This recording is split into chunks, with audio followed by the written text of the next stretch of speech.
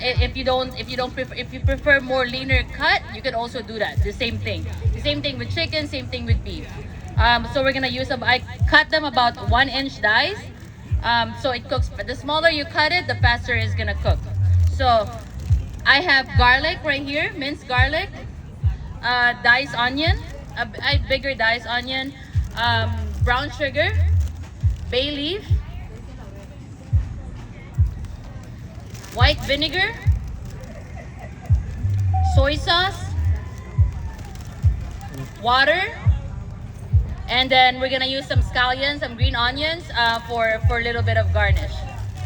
Okay, so I start by making sure that your pot is hot. You know, not right now. You can see it's smoking. So we're gonna do. So I also use pork belly because it's already have its own fat in it. So I don't really have to add oil or you know it will sear it.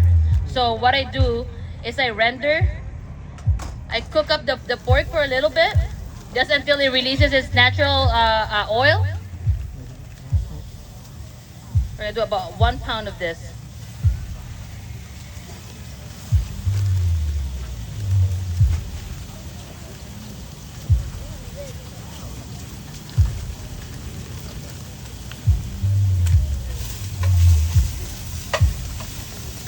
When you guys are cooking, that's what you want to hear. You want to hear the sound, the searing sound, you know.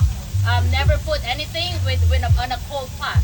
You know, you always want to, when you the first ingredient that you drop in there, you should be able to hear it searing. And if there's any kitchen terminology I'm using that you guys might not, might not understand, or I use that on a daily basis with everybody. So if you guys are not familiar with those words, feel free to ask me, okay?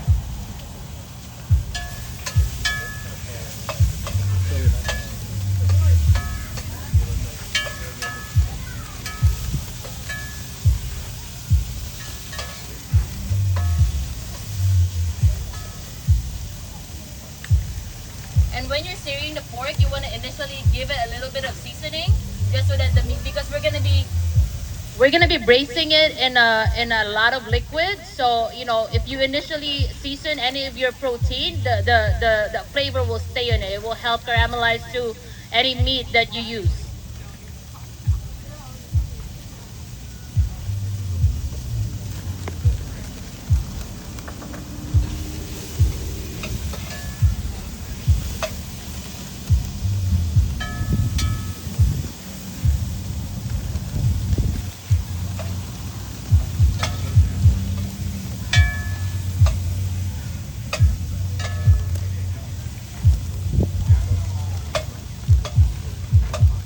So Spanish food, I don't know if you guys have been familiar with Spanish food. Spanish food also have adobo, but their adobo is in a like a dry seasoning adobo. Filipino, so my country is very influenced by Spanish culture, so our food is very, very similar to each other. But our adobo version is a wet ingredient instead of the dry ingredient.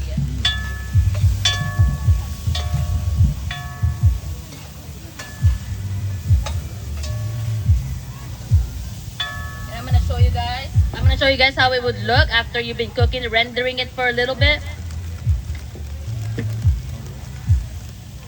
You want to be able to see it brown a little bit like that, okay?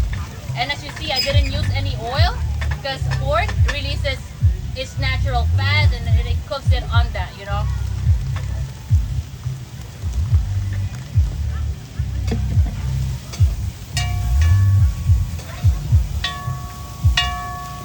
Right now, we're gonna proceed. Now that my pork is a little bit more, has the seared color to it, it's a little brown, I'm gonna add the garlic.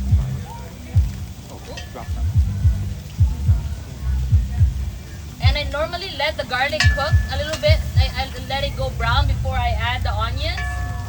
The onions releases a lot of a little bit more liquid than garlic.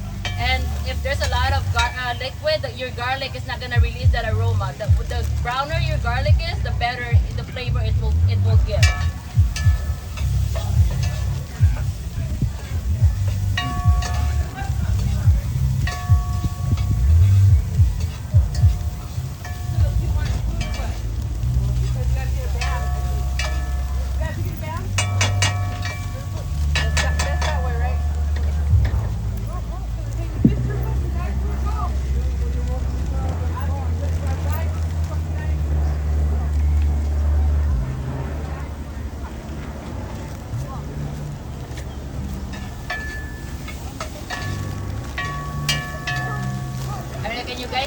over there, or we need the wind to go that direction so you guys can actually smell it. I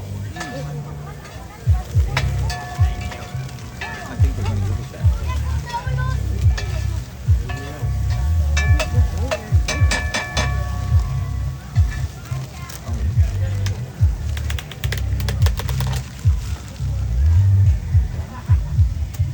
All right, I think our garlic is ready. So I'm gonna add the onions. It's about half an onion, nice half an onion. You know, you can put more. The more you put in there, the more flavor that you know that it gives. But about half a medium onion is totally okay. You can eat, like in my country we use a lot of red onions. I know here in the US we use a lot of white onions. White onions has a lot more flavor when you cook it hot.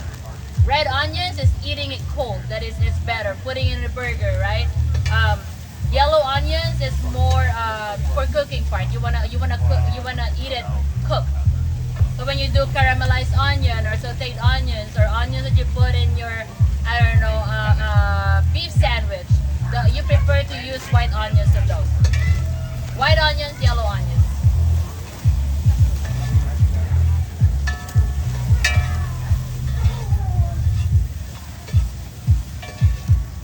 So you'll know when the onions are a little bit more cooked because they become a little bit more,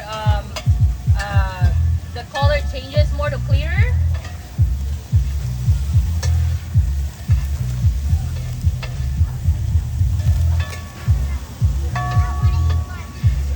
Little translucent. What's that the word? Translucent.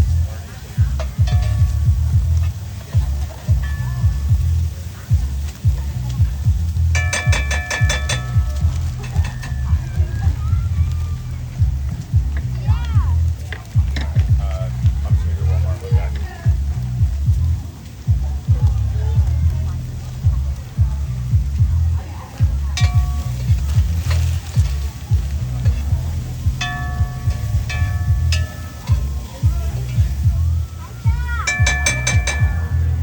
I'm gonna show you guys how it looks before I add the liquid. Okay, it looks just like that. Okay, the garlic is brown. You can smell the garlic cooking. You can smell the onion cooking. The onion starting to be a little bit more translucent. And then now we're gonna add the bay leaf. Bay leaf is like the number one key to this, just because the aroma and the flavor that it gives is what makes the Filipino adobo be the Filipino adobo. So we're gonna put about 3. Saute that up a little bit.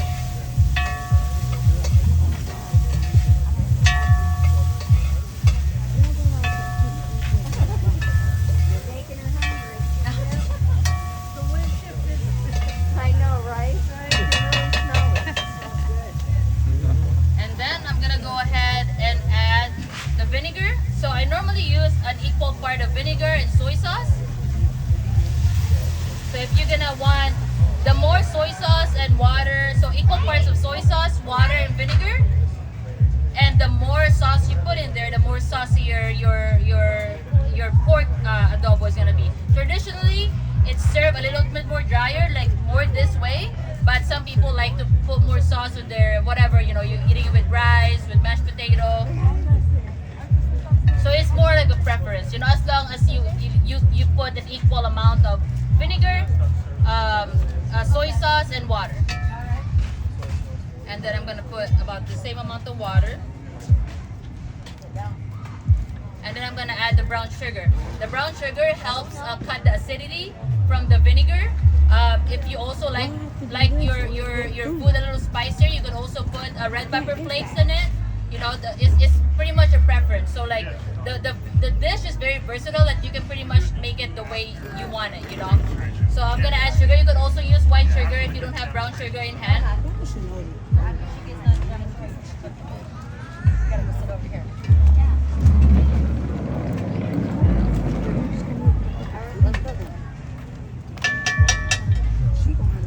So I'm gonna show you guys this how it looks. Now we're gonna go in the braising portion. So what you do is you cover it and you lower your heat, and it's gonna cook for about 30 minutes to 45 minutes depending on how big your protein are. it will get, obviously pork cooks a little longer than chicken, right? So later on, once after let's say 45 minutes, you check if your pork is already tender by just using 2 forks and you pull them aside. Or, you know, I take a bite of it. If it's for me, if it's soft enough, it's ready. You know, so it's more preference, right? This one I cook a little longer because this one is a lot more shredded. So the longer you cook the pork, the more it's gonna pull apart. Okay. So while this cooking and all that, I'm gonna show you guys a little bit of knife skills that we use in our kitchen, at work, at home, that are a little bit more beneficial. You know, you probably guys have cut so many onions in your life, right? And there's a way that you cut your onions, but this is how we cut it professionally to make sure, you know, we're not cutting our hands. And maybe I could show you guys some easier way, that the technique that I use when I cut my onions. So this is the what they call it, the butt of the onions, and this is what holds all the onions together. This one right here. So what I do is I cut the front, but I leave this one on, and you cut it half, and then you peel it that way. It's easier. Unless you want onion rings, you know, so then you peel it whole, right?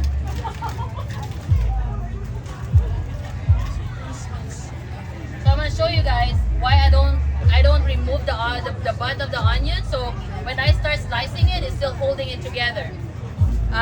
So independent, I'm gonna show you guys a small dice of onion. So you have to follow. If you guys can see, onions naturally have its own line. So it's like a guideline of where you should cut the onion. And when you cut it, you always follow the shape of the onion so that you get a nice square onions, right? So we're gonna follow so you only cut towards the end where the thing that holds it together.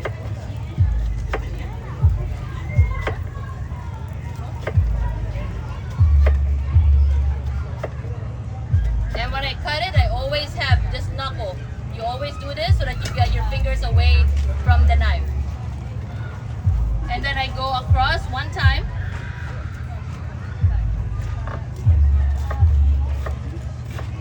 And then you can dice it.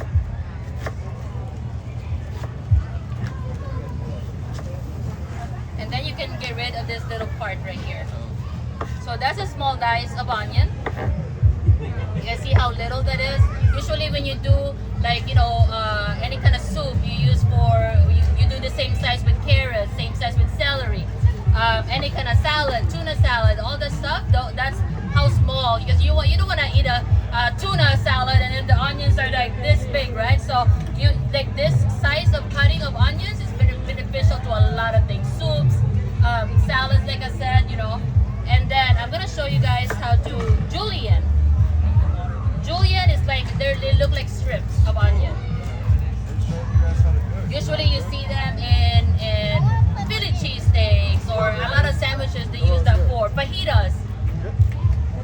So, same thing. You follow the line. So wherever the line is, that's where your knife is gonna be, right? So, julienne onion. And the same thing, you follow the shape.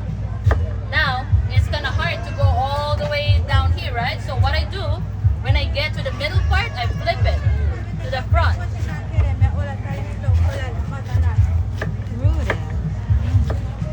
And then you have a julienne onion. You can put it in a flat top, a little bit of oil, seasoning it. You can top your meat with it, your steaks with it, put it in your sandwich. You can do a lot of things with them.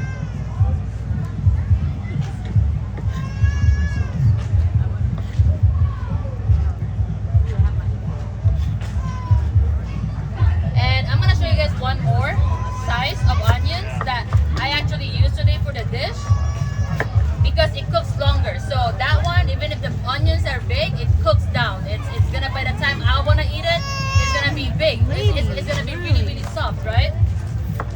So same thing that we did earlier. Peel your onions.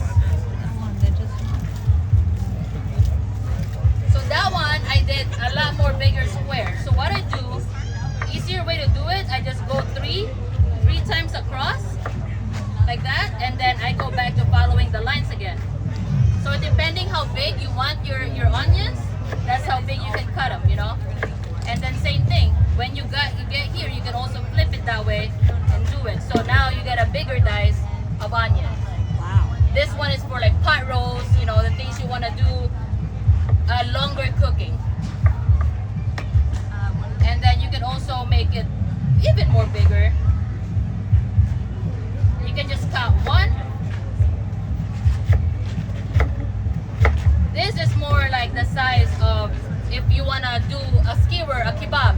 You know, you put beef, pork, you want to barbecue, right? This is why the onions that you want to add to your little sticks of meat. Okay?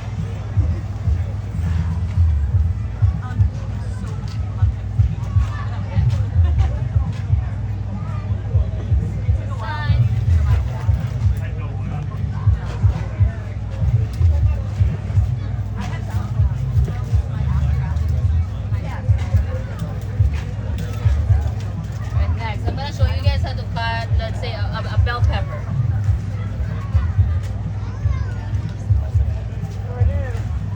So bell peppers, you know, you guys are familiar with this. It's not a spicy pepper. It gives a little bit more sweetness too. So what I do is I normally cut the bottom of it. So now I have access to the inside of the pepper. And then I go all the way down. So I'm not, because some people will cut it here and then now you waste that whole top part, you know. So I go down and I follow the shape of the thing so that I can cut it all the way to the stem.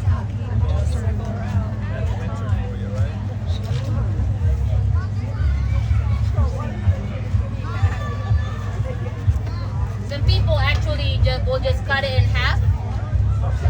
We'll just cut it in half and then seed it. It takes forever, you know. Now I have the seeds right here and I can just get rid of it, you know, easier, right? Same thing. So when you we can also dice, and Julian